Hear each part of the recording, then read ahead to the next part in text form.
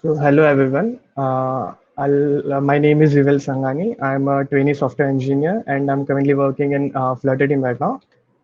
And the topic for today's presentation is Introduction to AWS Amplify, the fastest, easiest way to build mobile and web apps that scales using AWS services. So to start it off, let's talk about the services actually Amplify provide. So currently they only provide these services. They have a data store that is similar to what we have in Firestore. Then there's authentication. For authentication, they uses AWS Cognito services. So actually, Amplify is an wrapper around all the other services provided by AWS. So for function, they uses Lambda inbuilt. Then for the storage, they uses AWS S3. For GraphQL APIs, there is a service called AppSync, AWS AppSync. So they uses that for GraphQL. And for REST API, it's a combination of two services. One is AWS Lambda and other is AWS API Gateway. Then for the analytics, they use Kinesis and Pinpoint. And there are prediction interactions and notifications also. So let's talk about data store. So data store is similar to Firestore. There are two ways to actually create data store. One is to use GUI, and the second is to use GraphQL schema. So for the first, if you go to the Amplify admin panel, this is an website where you can use GUI functions to create the database schema. In Firebase, we don't have to first specify the schema. We can just create more documents and then create it in runtime. But in this, we have to first create our schema just as we do in SQL. So we create something called tables and then all the fields. This supports all the fields that are available in DynamoDB because Firestore at the end uses DynamoDB. So we create this schema using either a GUI version or else we can just create an schema.graphql file and create our schema here. So whenever you integrate Amplify into any project, it creates an Amplify folder in your root directory of the project. And in that file, there is this file called schema.graphql. It has all your schema. So either you can use GUI or you can edit your file here. And after creating your schema, there's this command called amplify push. So when we do this push, it takes this schema and create those table for you in the DynamoDB. So this is the same as when we click the save and deploy button in the GUI version.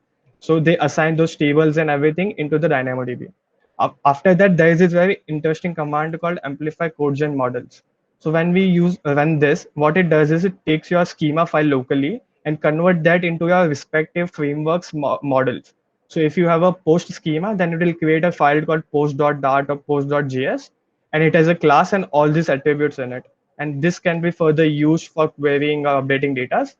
So for an example, this is a user model auto-generated by that command, and it has all the fields that I have created, and it also has all these query fields which can be further used to query the data.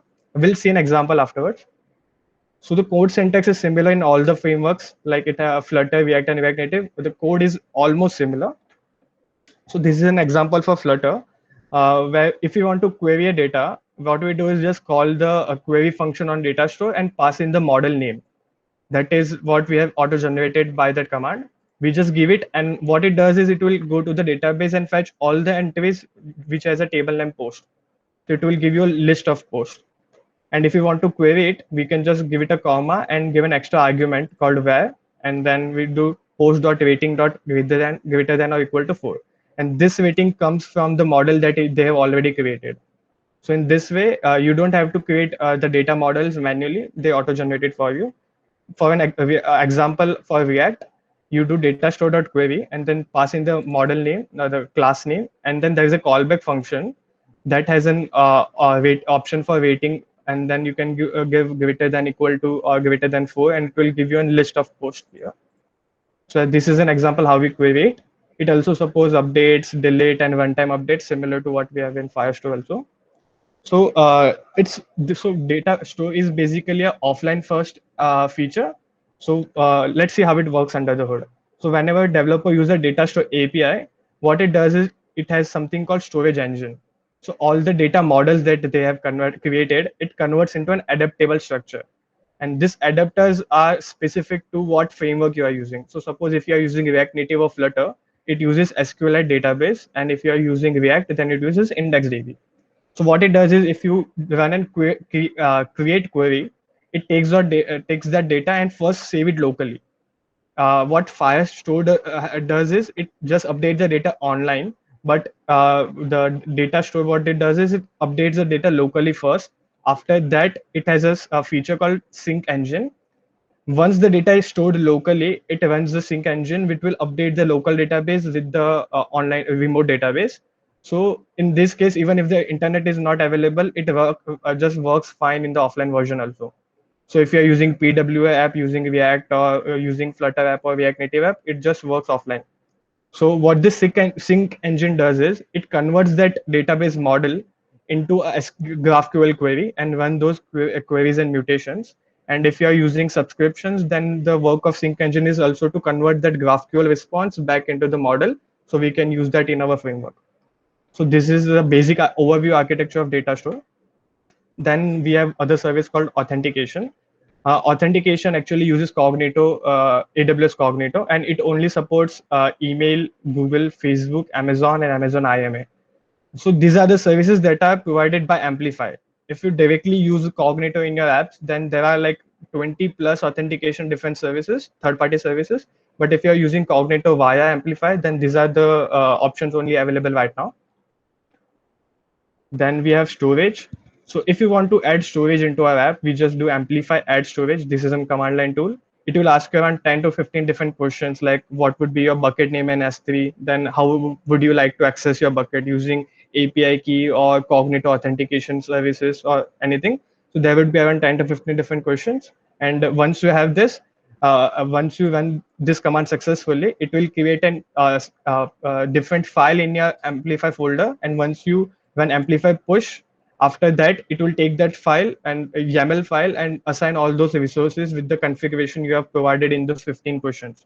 And it will just assign all those buckets to this project. So Amplify push is a command that actually assigns those resources to your Amplify project. And there is this interesting thing in Firebase storage. What we used to get is, if we upload a file, we get a URL for that file, right? But in this case, we have to create a unique key for every file. So suppose if I want to upload an image, I create a unique key. This key can be created using UUID or just a date time. And then we have to assign that key to that particular file. So when we call a function called upload a file, we assign that key and that file. So now next time we want to access those files, we use the key, not the URL. Even though there is an option called storage.get URL, but by default, S3 keeps all the image, all the data private. So even if you have the URL, you cannot access those. So when you access the file using key, then there is a combination of authentication token and the key will be used to access the data. So it makes sure that the file can only be accessed by a logged in user or particular IMA user. So this is actually a security feature. So you can use URL also with some configurations, but it is a preferred way to use a key and then store this key into a database corresponding to any image or a file and use that key to access the data next time. Then they also have a GraphQL option. To also add the GraphQL, you do Amplify add API. They will ask you on 10 different questions, where they will ask you if you want to use API key for the GraphQL APIs. You want to use Cognito API authentication tokens for the APIs and different questions. Once you answer those and run the push command, it will assign an AppSync resource to your project in AWS.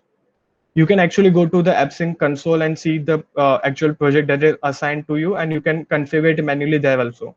But if you configure directly onto a console, then you'll have to run Amplify pull command to pull those configuration locally also. And using this, it will create a file called amplify configuration.dart inside your root directory only.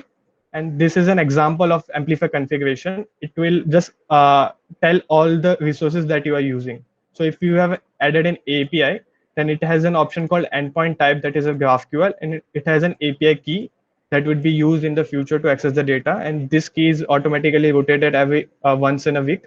And this file is also recommended to add it in gitignore, because this has all the credential tokens and everything. GraphQL also supports get, create, update queries, and it has an option for GraphQL real-time subscriptions, similar to what we have been using WebSockets. Then we talk about REST APIs. So REST API uses a combination of API gateway and Lambda. So actually, all the main function is situated inside a Lambda, and API gateway is just a block in front of it that provides an API endpoint. So if you want to run any API call like a GET query, then we directly contact API gateway, and API gateway like just pipeline your request to Lambda function, and Lambda function returns those data using API gateway. So it's just a wrapper on top of Lambda. So again, to add it, you run API function amplified API. It will ask you whether you want to add GraphQL APIs or REST APIs. You choose REST API. They will ask around 10 to different 15 questions. And after that, running amplify push, it will assign API gateway also and Lambda to your project. So Amplify uses AWS Cloud Formation for provisioning all those resources. So Cloud Formation also an interesting service. So suppose your project uses multiple services of AWS. Let's say your project uses 5 different services. So it's not like a good way to go to all those 5 services and then manually assign those services to your project. So what you can do is you can create a YAML file. In YAML file, you specify all the resources you want to add, and tag all the configuration you want in that YAML file, and just run that YAML file using AWS CLI, and it will assign all those resources to you via IAM user. So all those resources will be directly assigned to you, and it also has an option to deassign. So all those resources also will be automatically deleted if you want to just try out different features. So yes, this is a very good service, and Amplify uses this cloud formation in the backend to assign all those resources. Then we have analytics. So in analytics, they use Pinpoint and Kinesis. So Kinesis is only available in React and React Native right now. It does not have support for Flutter, but Pinpoint is available in all the platforms. So what Pinpoint is? Pinpoint is actually a marketing console where we can track each and every user and then make personalized messages for them. So we can use it like suppose your app has an geolocation access from the user. So we can just collect all those coordinates, cities and country from that coordinate system. We can assign the phone number, age, and all the information that we have from the user, and we just call a function called identify user. Identify user takes the user ID and all the information that we have, and then next time when the user logs in, the Pinpoint will automatically fetch those data and trigger some functions that will, actually specialize responses for that particular user. We can use that to decide which which things to show which users and everything. So it basically used for mostly for marketing and things. These are the features that are not supported. I've compared Amplify with Firebase. So these are the extra features that are not available right now. That is ads, remote configuration, A/B testing, app performance analytics, and crash analysis. So all the other features can be used not directly via Amplify, but there are other AWS services to use it. But these are the 5 features I haven't found in AWS for the replacement for Firebase. Let's talk about pricing. So the data storage pricing. Amplify is basically free according to the documentation. They charges for the services you are using underneath those project. So if you're using database, then they will charge you according to the pricing of DynamoDB. So if we compare the write request, it takes around $0.125 per 100,000, and it takes 100 or $0.18. And for the read request, it's 0.02 and it's 0.06. So clearly, Amplify is cheaper in write and request sense. But when we talk about storage, first 25 GB per month is free on Amplify. After that, it charges 0.025 per GB. So this is not the S3 storage, but the database storage. And Firestore charges you 0.18 per GB. For the database transfer, here Amplify is bit costlier. It charges 0.09 per GB, whereas Firestore is way cheaper. Other than that, if you're using data store or any other GraphQL feature or anything, they charges you for the AppSync also. So there is no corresponding charges for Firestore, but AppSync is basically a middleware between your app and the actual database. directly don't directly access your database. You tell AppSync to update the database or to sync the database. So they charge you for that. So the for around 100K read or write request, it charges for $0.4, and for the real-time update, it charges $0.2 per 100,000 requests. So yes, in that sense, Google Firestore does not charges for any real-time database or anything, but this does. Then we talk about authentication. Amplify uses again Amazon Cognito. Uh, Both provide phone authentication, but for first 50,000 users on Cognito is free. After that, it charges according to this pricing. In Firestore, they charge the first again 10,000 are free. After that, $0.01 per user for phone authentication only. If we talk about all other authentications like email, Google, or third-party services, Amplify charges the same as the above, but all other authentications are totally free in Firestore. So in that sense, authentication is better in Firebase. Then we have storage. So in storage, we use S3 for Amplify, and storage uses Google Cloud Services. So for the storage, first 50 TB per month are at 0.025, and these are the others. And in Firestore, it charges 0.026. So if you are storing a huge data, then there might be some difference. Other than that, it's comparable. Then the data retrievals are totally free on S3. And Firestore charges $0.12 per GB. So this is the thing where we can concern. Like if you're downloading a file, then this can be a concern. Then put, copy, post, and list request are almost exactly similar pricing. And for the get and select request also, the pricings are exactly similar. Then we talk about function. So this is the where actual Lambda is way better than Firestore. So if we talk about invocation, the pricing is almost half when we compare it to Firestore's function. Then we talk about GB per second. So in the last December of 2020, the pricing for so just GB per second was exactly similar in Lambda and Firebase, but in the December they reduced the granularity. So in December, AWS and Google Firestore has the 100 millisecond granularity. So even if your function runs for 50 seconds, you have to minimum pay for 100 seconds because they cannot calculate lower than that. So if your function is running for, let's say, 250 milliseconds, you'll be charged for 300 milliseconds. But in right now, Lambda only charges can be granular, has a granularity of 1 millisecond. So if your function runs for, let's say, 45 milliseconds, then you'll only be charged for 45 milliseconds. So this can be considered when you have many function invocations and execution times. The outbound network. So if you're using outbound network in the same region, let's say I'm using it in Mumbai region of AWS, then it's totally free. And other than that, it charges 0.1 per GB. And in Google, first 5 GBs are free. After that, $0.12 per GB. Build minutes. So build minutes are basically the time it takes to actually calculate the function of building first one-time building time. It's free in Amplify, Lambda, and this is the charges for Firestore. Then container storage. In Lambda, there's not provided this information in the documentation, and in Firestore, the charge is 0.026. So it's time for a demo. So I've created a simple demo app. It's a WhatsApp clone just to check out how the CRUD operations and the real-time things work in Amplify. So you can just register over here, or I'll just sign up. I've already created a account. I'll use Google to sign up. So once I log in, I have this 2 apps, and I've created a chat app. So let's say I'll just message.